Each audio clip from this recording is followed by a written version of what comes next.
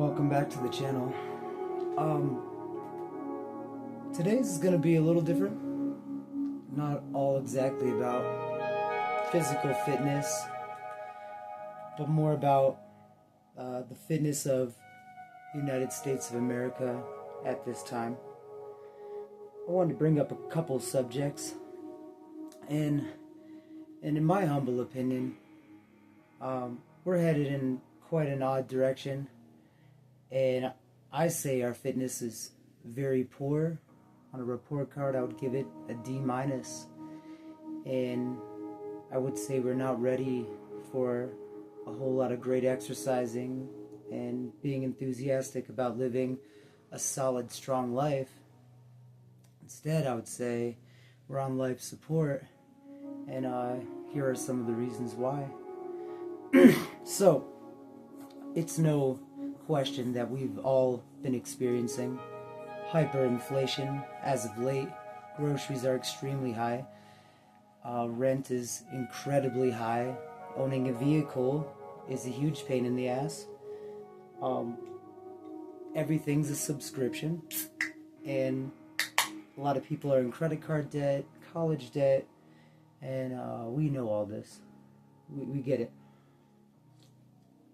However, what I'm seeing more and more of is homelessness is more rampant in Denver than I've ever seen it before in my whole life.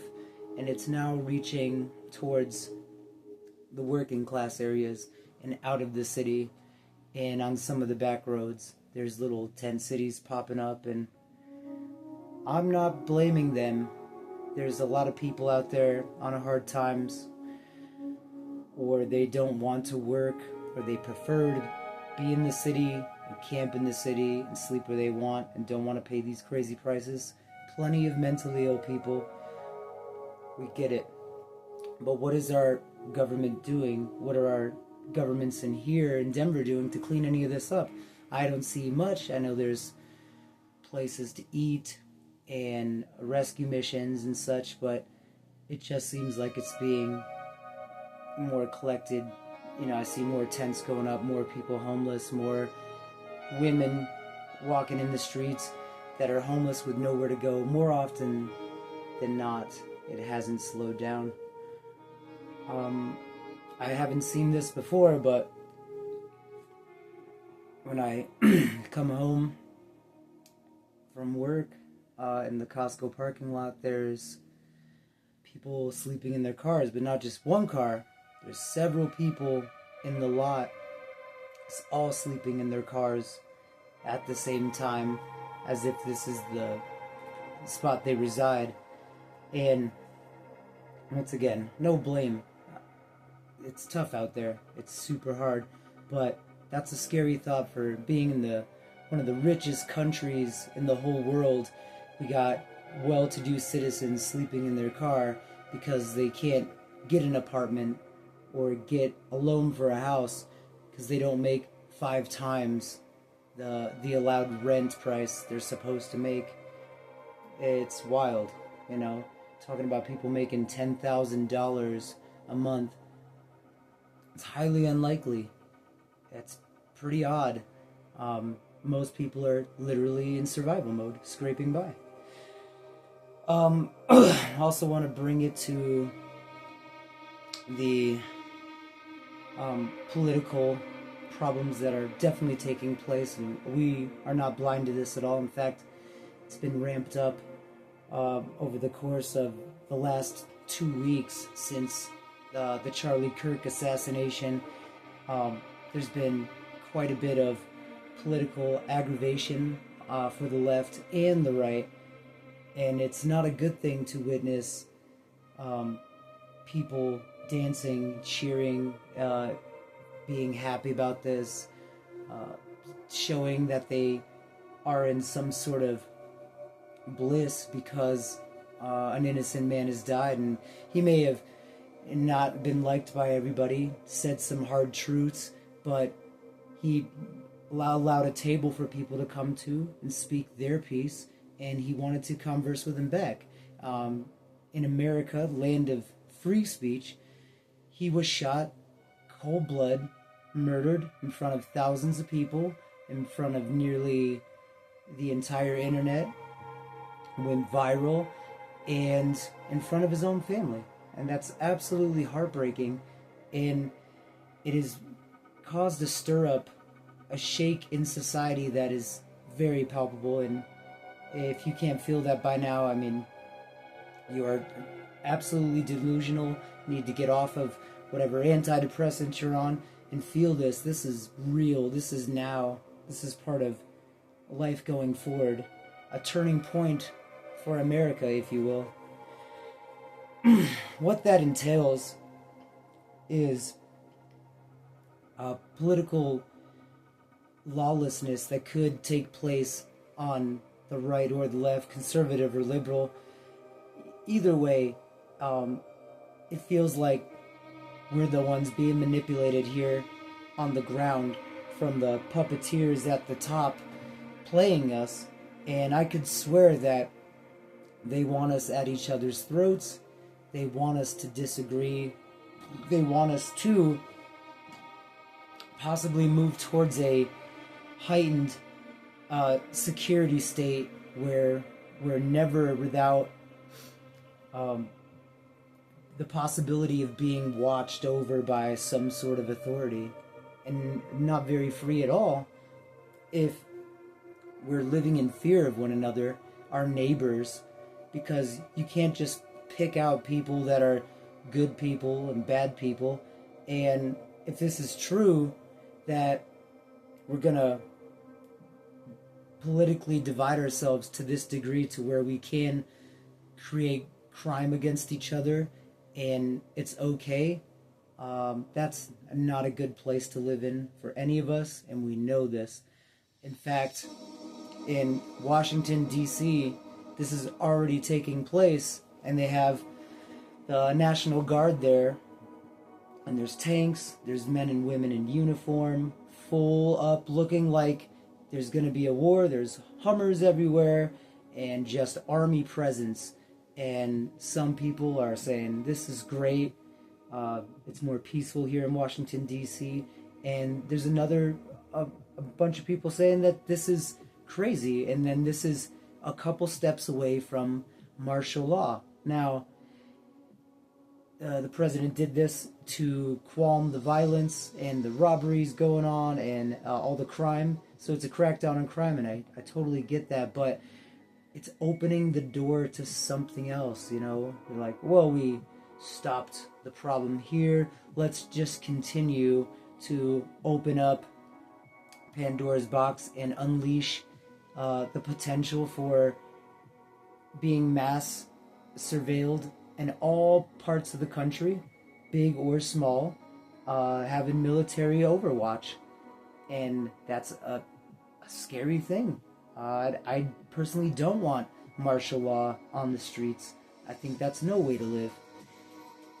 I think we can take care of it with our own police departments locally at all state and local levels. I think that's totally doable. We just got to do it the right way and not allow a crime to be committed and it's only punishable after $1,000. I think that's ridiculous. We got to be much more hard-nosed about this if we want to create a decent moral society. Speaking of society, there's a population collapse that's in place around the world, not just America. South Korea and Japan are becoming some of the more places that are not being populated. There's not a replacement value for having any extra families. It's not being taken seriously. It's just not happening. And that's because there's a dating crisis. And there's a dating crisis in America, and young men know that, and young women have a lot of options, and they think their options suck, so they're looking towards better options. And the truth of it is there's only so many good men to go around that are 6'5", blue eyes, finance, making 150 to 200K. That's not realistic. That's a small percent of these people. So women are looking for top notch, maxed out, only the best of the best, and then they're not finding it, and then they're saying guys suck, and guys are looking for women, and they're shooting their shot, and they're getting rejected. And if you are a guy and you've ever been on some of these dating websites, Tinder or Bumble, if you are not part of the upper echelon, the 5% man, then you probably aren't having much success with that either. I'm not saying it's impossible. Of course, you can find love. It does happen. I got some friends that are married, and I got some friends that are in good relationships, but it's becoming fewer and far between, and something that's slightly out of reach. So the dating crisis is, brought to you by the economic crisis. We are living in crazy times, and there's no job security. The days of getting a job that lasts 20, 25 years and a severance package and all that sort of thing is gone. There's a gig economy that's out here, and there's an emerging tech field that's out here, but going to be eventually pushed out by artificial intelligence, and that's already happening. And we got people losing jobs once again, and there's just no security to be had, and that's palpable too, and you can feel it that no one's really comfortable, and it's just not a comfortable life at the moment. And I would say that we all need to sharpen our skills in all areas if we're going to expect to hang on in the future. And I don't think these prices are coming down, and I don't think the dating's going to get easier, and I don't think housing's going to become more affordable, or rent's going to become more affordable. None of those things. I do think late-stage capitalism is going to try to capitalize on making every cent count, and there's rumors that the dollar may disappear. So if the dollar disappears, then we're looking at a pure transaction that's always recorded in a numbers-based system of credits, how much credits you got in the bank account, and credit swapping from all these apps and stuff, which some things need to be paid in cash, and sometimes cash is better in certain scenarios. Some people are doing things that they want to be discreet, and that's their business, and they're not a bad person for it. If there's a reason behind it, and they want to practice that, that's the point of this whole game right here. Freedom. We got freedom going on, and we need to keep it free. But the way we're entering this new turning point is not looking like it's going to be free at all. So we must protect the freedom of speech, and we must not be violent towards each other. We have to use a great degree of higher consciousness. This has to be much better than previously done before in the past, because obviously we're not taking care of business like we should. We need to crack down on this, get back to morality. There's a lack of religion, and I'm not pressing religion on anybody or Christianity, but there's just a lack of religion overall. But there is a huge uprising in devil worship and such, and being dark and evil, and that's not good for society either.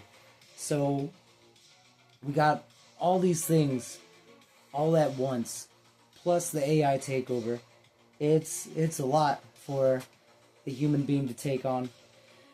And I think that with the possibility of martial law and a civil war taking place, and less population, with always being in a surveillance state where you're always being recorded, and if we do take away free speech, I mean that is literally 1984 come to light in real time right here in 2025. And that's just not a good place to live. And finally, I know the video went a little bit long, if anybody's out there still watching, DMT, dimethyltryptamine, there's been an experiment done with it when they're using a laser, like a barcode laser that would scan like groceries. An experiment where participants would inhale the DMT, take in the dose, and then look at the laser, and phenomenon shows that over hundreds of people have seen coding inside that laser, Sanskrit, language coding, numbers, numerology, something of that nature. I have to check it out myself to believe it, but this is the report on it, that we could be living in a simulation. So, alright, I know that was a lot in one video, but go ahead and digest that. Remember to like, share, comment. Please subscribe. I'm on the path to, I want 1,000 subscribers. That'd be great.